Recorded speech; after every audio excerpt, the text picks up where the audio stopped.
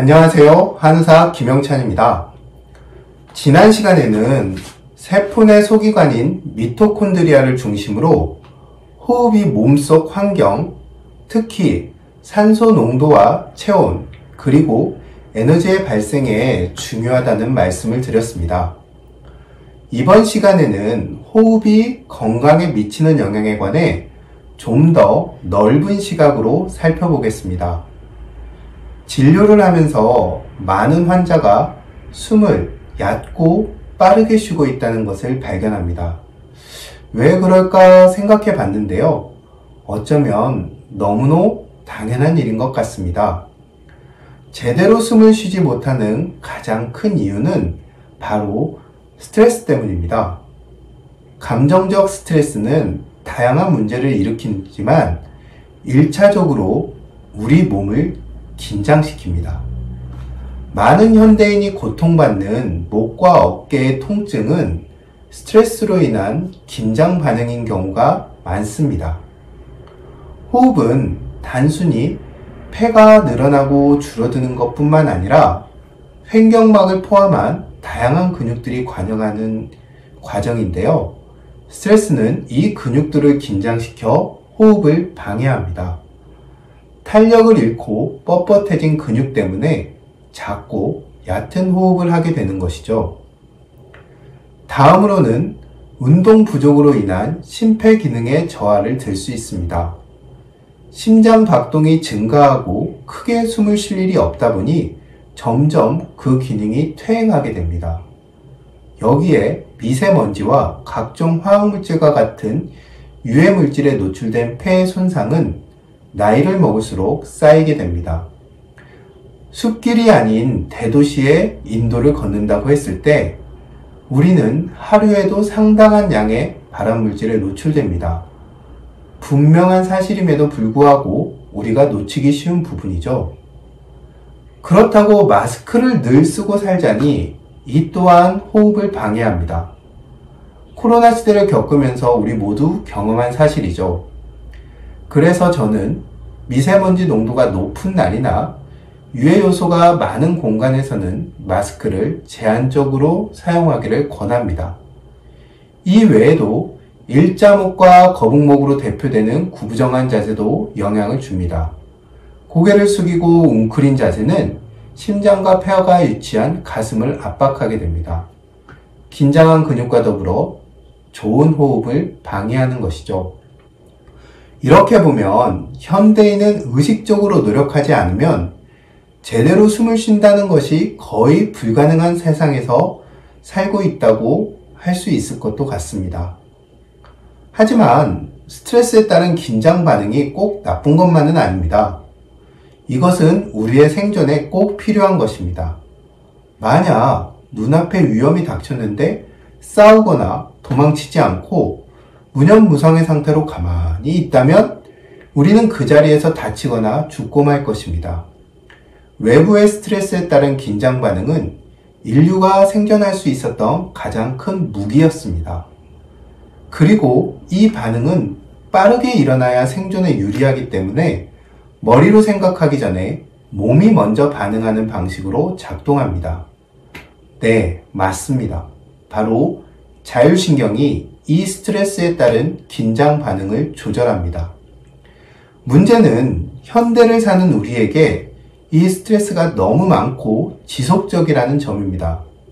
일정 시간 긴장을 하고 나면 몸도 마음도 편하게 쉬면서 이완하는 시간도 있어야 하는데 만성적인 스트레스로 인해 자율신경계의 균형이 깨지고 늘 긴장 상태에 빠져서 살게 됩니다. 교감신경 항진으로 대표되는 자율신경계의 불균형한 상태에 빠지게 되는 것이죠. 그런데 긴장 반응은 에너지를 많이 쓰게 만듭니다. 싸우거나 도망치는 행위는 가만히 누워서 쉬는 것보다 힘든 것이 당연하죠. 자율신경계 불균형에 빠진 사람들이 부신피로로 대표되는 번아웃 상태에 빠지기 쉬운 이유입니다.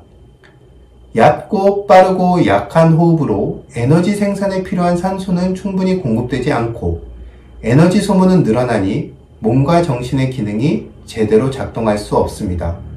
면역력 당연히 저하될 수밖에 없습니다. 암과 같은 중환병과 자율신경계의 불균형이 밀접한 관련을 맺고 있는 것은 이 때문입니다. 하지만 늘 그렇듯 문제 자체에 희망과 답이 있습니다. 스트레스에 따른 자율신경계의 긴장이 제대로 된 호흡을 방해한다면 우리는 호흡을 이용해서 자율신경계의 균형을 회복할 수 있습니다. 왜냐하면 우리 몸의 모든 기능은 일방통행이 아니라 양방통행이 가능한 쌍방향 피드백 시스템이기 때문입니다. 얕고 빠르고 작은 호흡을 깊고 느리고 충만한 호흡으로 변화시켜야 합니다. 긴장된 근육들을 풀어주면서 천천히 그리고 깊이 호흡하려고 의식적으로 노력해야 합니다. 피로를 남기지 않을 수준의 무리 없는 유산소 운동을 통해 심폐기능을 키워준다면 더욱 좋겠죠? 깊고 느리고 충만한 호흡은 신체 활성에 필요한 산소를 충분히 공급할 뿐만 아니라 우리 뇌에 안전하다는 신호를 줄 수 있습니다.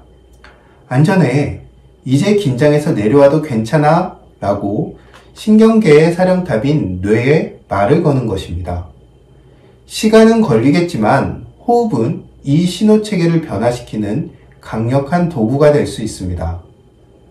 그리고 뇌로부터 시작되는 신호가 변화하면 우리 몸 또한 좋은 건강을 회복하기 시작할 것입니다. 면역 시스템 또한 함께 활성화되겠죠. 깊고 느리고 충만한 호흡은 또 다른 장점이 있습니다. 바로 대사율의 조절입니다. 이전에 세포 수준에서 암은 세포가 끝없이 분열하는 상태, 바꿔 말하면 생식의 상태라고 말씀드린 적이 있습니다. 생식의 스위치를 끄고 생존의 스위치를 켜는 것이 암의 예방과 치유에 도움이 된다고 말씀드렸습니다. 천천히, 깊이, 그리고 충만하게 호흡하는 것은 대사율을 조절해서 몸의 리듬을 오래 사는 쪽으로 변화시키는 데 도움이 됩니다. 활활 타오르는 불길을 은근하고 오래가는 불로 바꾸는 겁니다. 이처럼 몸의 리듬이 바뀌면 세포 수준에서도 이에 맞춰 변화가 일어날 것입니다. 마지막으로 좋은 호흡은 우리 몸속에서 발생하는 물리적 압력의 흐름을 활성화하는 데 효과적입니다. 앞서 숨은 단순히 폐가 주관하는 것이 아니라 횡격마북을 포함한 주변의 근육들이 숨을 들이쉬고 내쉬는 과정에 관여한다고 말씀드렸습니다. 이 과정을 통해 몸통 속에서는 호흡의 리듬에 맞춰 압력의 이동이 일어납니다. 이 흐름은 마치 마사지하듯 내장기들의 부드러운 물리적 자극을 주고 체액의 흐름을 활성화하는 효과를 냅니다. 동양의 전통적인 건강법에서 단전호흡이라고 부르는 아랫배까지 호흡의 압력이 이동하는 방식을 강조하는 것은 이 때문입니다.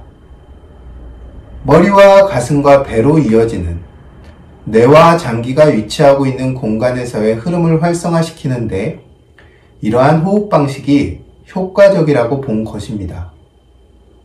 그도 그럴 것이 뇌는 두개골이라는 뼈로 둘러싸여 있고 가슴은 이보다는 못하지만 흉골과 갈비뼈 그리고 척추로 둘러싸여 있습니다. 그에 반해 배는 마치 풍선처럼 부드럽고 탄력적인 공간이죠. 호흡을 이용해 이 공간으로 충분한 압력의 이동이 이루어지면 가슴과 머리까지 이르는 순환을 활성화하는 데 도움이 됩니다. 내장기와 뇌로의 흐름을 활성화하는 것은 장기와 뇌의 기능에 긍정적인 영향을 주고 이것은 병의 예방과 치유에 분명한 도움이 됩니다. 제가 환자들에게 참장을 권하고 지도하는 것도 같은 이유에서입니다. 특히 참장은 그 방법이 간단하고 호흡과 함께 신체의 직립구조를 강화하는 효과가 있어서 더욱 효과적입니다. 정리하면 깊고 느리고 충만한 호흡은 자율신경계의 균형 회복과 대사율의 조절, 그리고 몸속 순환을 활성화하는 데 효과적인 방법입니다. 신경계가 균형을 회복하고 몸의 리듬과 흐름이 생존에 유리한 방향으로 변화한다면 암과 치매와 같은 중환병의 예방과 치유에 도움이 될 수 있습니다. 지금부터라도 좋은 호흡을 위해 노력하시길 권합니다. 경청해 주셔서 감사합니다.